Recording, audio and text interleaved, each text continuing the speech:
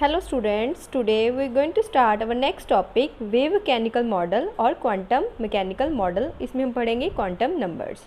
According to Bohr, electron is a particle, but according to Heisenberg uncertainty principle और de Broglie ने क्या proof कर दिया, electron is a wave. ठीक है, तो ये हम प्रूफ कर सकते हैं इलेक्ट्रॉन क्या है, एक वेव है। तो जो भी एज अ वेव बिहेव करते हैं तो उनकी कोई ना कोई इक्वेशन होती है। तो वो इक्वेशन हमें दी गई है by Schrodinger. It is a very great scientist. Schrodinger gave the equation for electron and say this wave to electron probability wave.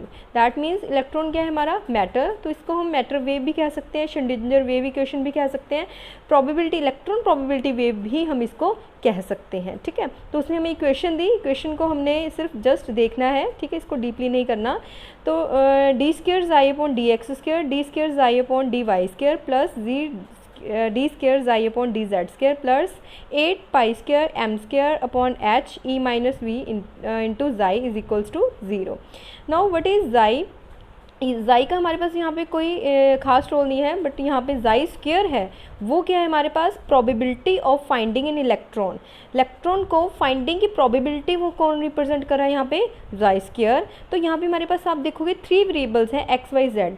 It is understood easily, that means electron क्या है हमारे पास, वेव है। तो wave कैसे move करती है, वो 3D में मूव करती है। तो उसको फाइंड आउट करना तो इम्पॉसिबल है, इलेक्ट्रॉन को मूविंग है, वो वेव के जैसे बिहेव कर रहा है। ठीक है, तो हम सिर्फ क्या फाइंड आउट कर सकते हैं, उसकी प्रोबेबिलिटी रीजन, मीन्स कहाँ पे वो हमें मिल सकता है। That is the psi square represent the probability of finding electron. Electron क्या है हमारे पास, वेव है, और वो 3D वेरिएबल्स मूव करता है, x axis y axis along z axis. ठीक है, तो ये हमारे पास जो मैटर इक्वेशन है, वेव इक्वेशन है, श्रोडिंगर वेव इक्वेशन है।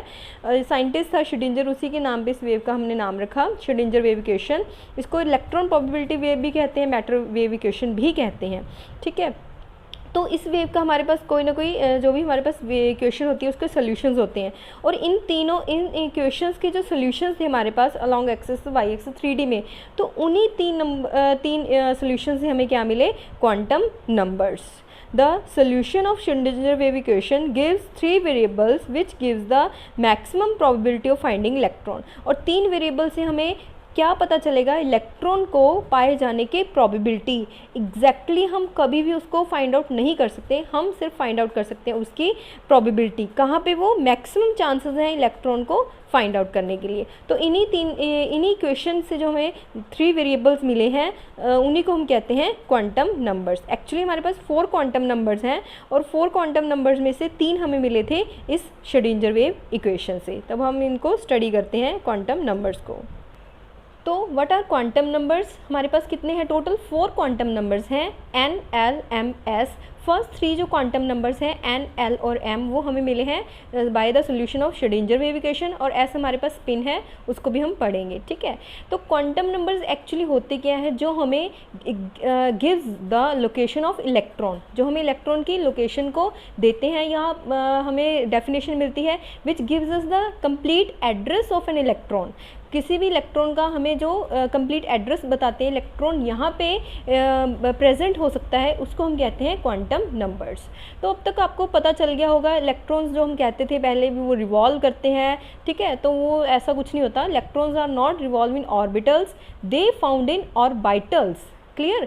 तो ऑर्बिटल क्या होता है, हमारे पास एक फिक्स्ड पाथ जिसमें इलेक्ट्रॉन मूव कर रहा है। बट आपको पता है इलेक्ट्रॉन क्या है, अब वेव प्रूफ हो चुका है, तो उसको हम 3D में कैसे उसको एग्जैक्ट उसको कैलकुलेट, उसकी पोजीशन को कैलकुलेट कर सकते हैं। तो वो हमारे पास हम क्या फाइंड आउट कर सकते हैं, उसकी प्रोबेबिलिटी, वो मैक्सिमम प्रोबेबिलिटी हम फाइंड आउट कर सकते हैं वो किस रीजन में मिल सकता है। तो नेक्स्ट हमारे पास न्यू टर्म आई है यहाँ पे, ऑर्बिटल्स। ये क्या होता है, it is a 3D space in which probability of finding electron is maximum. यहाँ पे भी क्या है, प्रोबेबिलिटी है।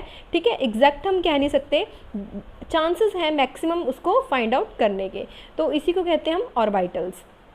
तो यहाँ पे हमारे पास ऑर्बिटल्स की 3 हमारे पास डिफरेंट कंडीशंस जो हमें क्वांटम नंबर से क्लियर होगी। वो ऑर्बिटल्स का शेप क्या होगा, साइज़ क्या होगा, ओरिएंटेशन, यही तीनों को स्पेसिफाई करने के लिए हम क्वांटम नंबर्स पढ़ेंगे। शेप बताएगा हमें एन, साइज़ बताएगा हमें एल, और ओरिएंटेशन बताएगा हमें एम। ठीक है, और एस क्या बताएगा, उसकी स्पिन। तो चारों क्वांटम नंबर्स को हम वन बाय स्टडी करते हैं। तो फर्स्ट हमारे पास जो क्वांटम नंबर है that is principal quantum number represented by small n. तो प्रिंसिपल क्वांटम नंबर हमें क्या देता है, साइज ऑफ ऑर्बिटल, या जैसे कि हम लेते हैं शेल लेते हैं, ठीक है, तो उसी को हम क्या कहते हैं, ऑर्बिटल, जो हमें क्या है एक स्पेसिफिक रीज़न बताएगा भी मैक्सिमम वहाँ पे इलेक्ट्रॉन को पाए जाने की प्रोबेबिलिटी क्या होगी, मैक्सिमम होगी, ठीक है। तो एन की वैल्यू कभी भी ज़ीरो नहीं हो सकती, n starts from 1 2 3 4 5 so on, ठीक है, तो मैक्सिमम में यहीं तक मिलेगा। तो यहाँ पे अगर n की वैल्यू क्या है हमारे पास 1, तो कौन सा हमारे पास शेल होता है k, n की वैल्यू 2 l 3 m 4 है तो n 5 है तो o। दैट मीन्स यहाँ पे हमें क्या पता चल रहा है, उसका साइज़, ठीक है, ऑर्बिटल का एक्चुअली में क्या पता चल रहा है हमें, साइज़ क्या होगा, शेल n की वैल्यू के अकॉर्डिंग उसका शेल क्या होगा। तो आपको पता है जैसे जैसे हम न्यूक्लियस से दूर जाते हैं तो उसका साइज़, शेल का जो साइज़ है वो क्या होता जाएगा, इंक्रीज़ होता जाएगा। यही तो हम कह रहे हैं, प्रिंसिपल क्वांटम नंबर हमें क्या देता है, साइज़ ऑफ द ऑर्बिटल। अगर l है तो दैट मीन्स वो क्या है, k से बड़ा होगा, ठीक है। तो और हम जैसे जैसे न्यूक्लियस से दूर जाते हैं तो एनर्जी ऑफ इलेक्ट्रॉन क्या होती है, इंक्रीज हो जाती है, ठीक है। तो क्लियर है, प्रिंसिपल क्वांटम नंबर क्या दे रहा है, साइज ऑफ द ऑर्बिटल या shell, clear. This value starts from n। Second quantum number is a azimuthal or angular momentum quantum number which is represented by small l। तो ये हमें क्या देता है, give the shape of orbital, orbital की हमें shape देता है, ठीक है। जैसे हम स्टेप बाय स्टेप कहते हैं ना, कोई भी अगर आपको किसी पर्सन का एड्रेस लेना है तो हम पहले क्या पूछते हैं, वो कौन सी स्टेट से बिलोंग करता है, ठीक है, फिर हम कहते हैं वो कौन सी सिटी में रहता है, देन उसका हम वार्ड नंबर जानते हैं, ठीक है, उसका हाउस नंबर क्या है। तो ऐसे ही फर्स्ट स्टेप हमने क्या फाइंड आउट किया, इलेक्ट्रॉन का ऑर्बिटल, उसका शेल कौन सा है, ठीक है, शेल से हमें मतलब उसकी हमने स्टेट को फाइंड आउट कर लिया, नेक्स्ट उसकी सिटी को फाइंड आउट करेंगे, नेक्स्ट हम क्या फाइंड आउट करेंगे, उसका हाउस नंबर, ठीक है, वार्ड नंबर। तो ऐसे ये स्टेप बाय स्टेप इसको आप कह सकते हो। तो एजीमुथल क्वांटम नंबर क्या देता है हमें, शेप ऑफ द ऑर्बिटल। तो हमारे पास जैसे आप कह सकते हो, इसमें हमें क्या फाइंड आउट कर लिए, शेल्स, शेल्स के आगे क्या होंगे, उसके सब शेल्स होंगे, क्लियर। तो यहाँ पे l की वैल्यू स्टार्ट्स फ्रॉम 0, अगर हम l की वैल्यू 0 ले रहे हैं तो उसके सब शेल का नेम क्या होगा, s, और उसकी शेप क्या होगी, स्फेरिकल, ठीक है, जो हम कहते हैं 3D स्पेस, तो वो क्या होगी यहाँ पे हमारी स्फेरिकल। और n की value starts from 0 1 2 3 4 so on, 4 is a maximum, इससे ज़्यादा आपको मिलेगा नहीं कहीं पे। तो अगर 0 है उसके करस्पॉन्डिंग हमारा सबशेल का नेम क्या होगा, s, then p, then d, then f, then g।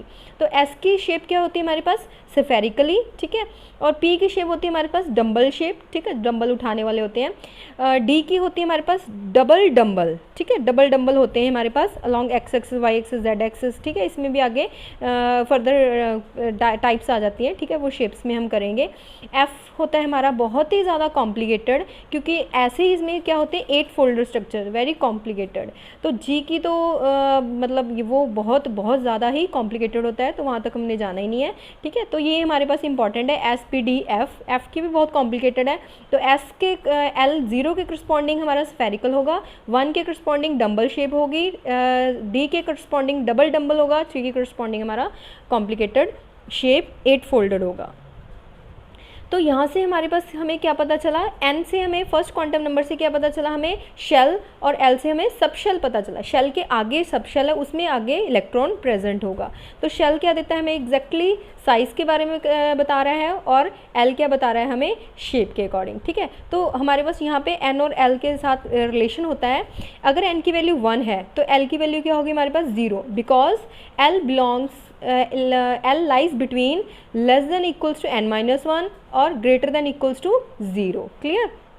तो यहाँ पे अगर n की वैल्यू क्या है हमारे पास 1 है, ठीक है, सॉरी l की वैल्यू क्या हमारे पास 0, तो इसकी वैल्यू क्या होगी हमारे पास 1, और इसकी वैल्यू क्या होगी हमारे पास 1s, क्लियर। अगर हमारे पास n की वैल्यू क्या है 2, n की वैल्यू 2 पुट करो तो यहाँ पे हमारे पास 2 - 1 क्या होगा 0, तो दैट मीन्स उसकी वैल्यू किस के बिटवीन लाई करेगी, 0 एंड 1, लेस देन होगा ना, ठीक है। तो 2 के क्या होगा, वो लेस देन होगा। तो यहाँ पे हमारे पास जो इसकी शेप्स आएंगी ऑर्बिटल्स की, वो कौन कौन सी आएंगी, 2s 2p, क्योंकि 0 के अकॉर्डिंग हमारे पास क्या था, ठीक है, जैसे कि यहाँ पे क्या था हमारे 0 के अकॉर्डिंग s था, 1 के अकॉर्डिंग p था, 2 के अकॉर्डिंग d था।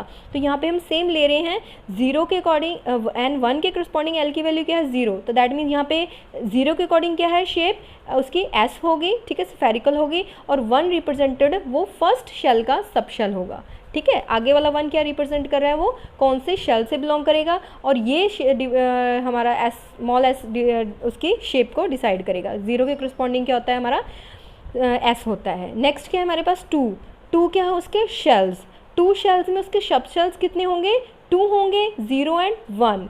तो 0 क्या रिप्रेजेंट करेगा एस शेप बताएगा, और 1 क्या देगा हमें उसकी पी शेप, और 2 क्या रिप्रेजेंट कर रहे हैं उसमें वो कौन से शेल से बिलोंग कर रहे हैं। क्लियर।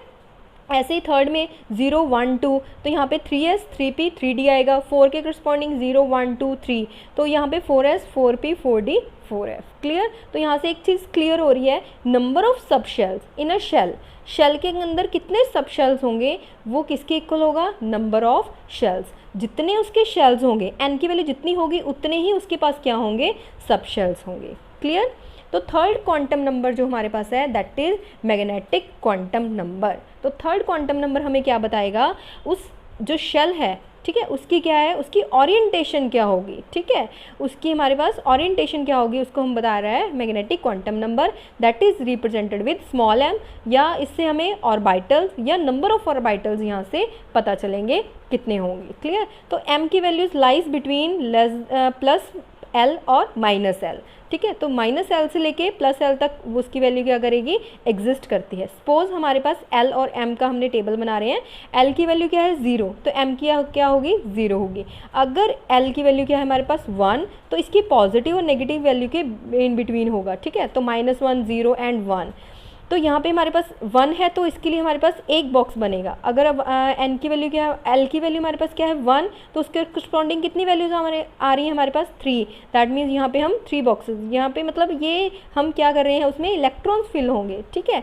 अगर l की वैल्यू क्या है हमारे पास 2, तो यहाँ पे जो हमारे पास m है वो -2 से 2 तक एग्जिस्ट करेगा, ठीक है। तो -2 -1 0 +1 +2 +3 है, यहाँ पे l की वैल्यू 3 है, तो यहाँ पे -3 से लेके +3 तक उसकी वैल्यूज एग्जिस्ट करेंगे। तो यहाँ पे कितने बॉक्सेस बनेंगे 7। तो यहाँ पे क्या है, तो एक फॉर्मूला बनता है number of orbitals in a given subshell, given subshells में कितने ऑर्बिटल्स प्रेजेंट होंगे, ठीक है। हमारे पास क्या है सबशेल, ये सबशेल्स की वैल्यूज़ हैं, उसमें कितने ऑर्बिटल्स प्रेजेंट होंगे, और इन्हीं ऑर्बिटल्स में हम आगे क्या फिल करेंगे, इलेक्ट्रॉन्स को फिल करेंगे, ठीक है। तो वो क्या है हमारे पास 2l + 1, ठीक है। अगर आप l की वैल्यू 2 पुट करो, ठीक है, l की वैल्यू 2 पुट करो तो हमारे पास कितने आएंगे 2 × 2 + 1, तो कितने हमारे पास ऑर्बिटल्स आए हैं 5, तो वही हमारे पास यहाँ पे फिल हो रहे हैं। क्लियर। तो अब तक हम 3 क्वांटम नंबर्स को कर चुके हैं, उनको थोड़ा सा एक बार कंप्लीटली देखते हैं, ठीक है। कन्फ्यूज़न नहीं होगी इस टेबल से, आपको क्लियर हो जाएगा। n l और m तीनों ही आपस में क्या है इंटरलेटेड। पहले हम इलेक्ट्रॉन का क्या फाइंड आउट करते हैं, shell, then sub shell, then उसका ऑर्बिटल। क्लियर। जैसे हमने उसका सिटी को स्टेट को फाइंड आउट किया, फिर उसके सिटी को, देन उसका हाउस नंबर, और हाउस नंबर के आगे उसका ये रूम ऑर्बिटल भी हमने फाइंड आउट कर लिया, वो यहाँ पे फाइंड हो सकता है, ठीक है। तो यहाँ पे फर्स्ट हमारे पास n की वैल्यू स्टार्ट्स फ्रॉम 1 2 3 4, तो l की वैल्यू क्या होती है हमारे पास <-1, तो 0, 2 के लिए 0 1, 3 के लिए 0 1 2, 4 के लिए 0 1 2 3। तो यहाँ पे 0 के करस्पॉन्डिंग क्या आई उसकी शेप s, देन sp, ठीक है। तो ये सारी हमारी वही वैल्यूज़ हैं। और m की वैल्यू क्या है यहाँ पे हमारी 0, तो उसके करस्पॉन्डिंग कितने हमारे पास ओरिएंटेशन क्या होगी उसके 1, ठीक है। तो हमारे पास उसका ऑर्बिटल कितने बनेंगे 1, तो वो 1 ऐसे हम उसको रिप्रेजेंट करेंगे।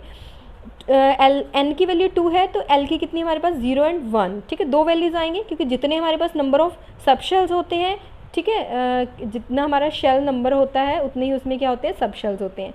तो यहाँ पे 2 आए, एक s और एक p, और इसमें कितने आगे ऑर्बिटल्स होंगे, s के करस्पॉन्डिंग क्या है हमारे पास 0, तो 1 के करस्पॉन्डिंग -1 से 1, तो 3, तो टोटल कितने हुए यहाँ पे हमारे पास इसके अंदर सेकंड शेल के अंदर टोटल 4 हमारे पास यहाँ पे क्या हुए ऑर्बिटल्स हुए। क्लियर।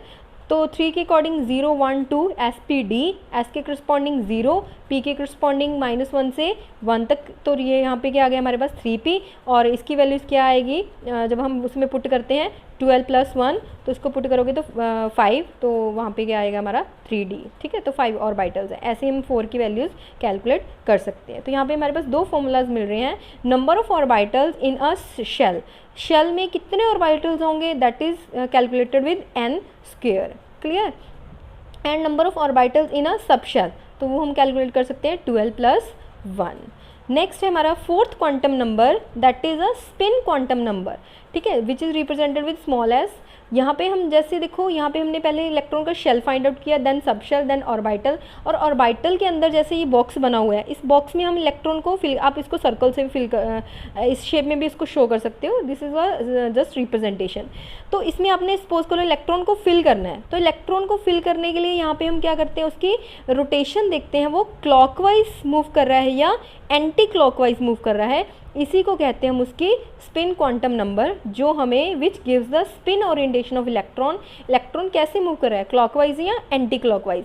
तो उसके लिए हमने उसको रिप्रेजेंट किया, क्लॉकवाइज है तो उसकी स्पिन क्या होगी +½ एंटी क्लॉकवाइज मूव कर रहा है तो उसकी स्पिन क्या होगी -½ मीन्स इलेक्ट्रॉन एक तो अपनी स्पिन के अराउंड मूव कर रहा है, ठीक है, उसी को कहते हैं स्पिन क्वांटम नंबर। तो अपनी एक्सिस के अलाउंग वो रोटेट करता है, जैसे कि अर्थ सन के अराउंड मूव करती है और अपनी एक्सिस के अराउंड ही, तो यो इलेक्ट्रॉन अपनी एक्सिस के अराउंड ही रोटेट करता है, तो वो क्लॉकवाइज करता है या एंटी क्लॉकवाइज, वही हमें देता है उसका स्पिन क्वांटम नंबर। अगर आप क्लॉकवाइज उसको पॉजिटिव हाफ ले रहे हो तो एंटी क्लॉकवाइज क्या आ जाएगा, नेगेटिव। ये जरूरी नहीं है, अगर आपने क्लॉकवाइज +½ लेना है, सॉरी -½ ले सकते हो, और एंटी क्लॉकवाइज क्या आ जाएगा, +½ ठीक है। तो एक दूसरे के ऑपोजिट लेना है, वो मैटर नहीं करता, आप कोई भी पॉजिटिव नेगेटिव ले सकते हो, क्लियर।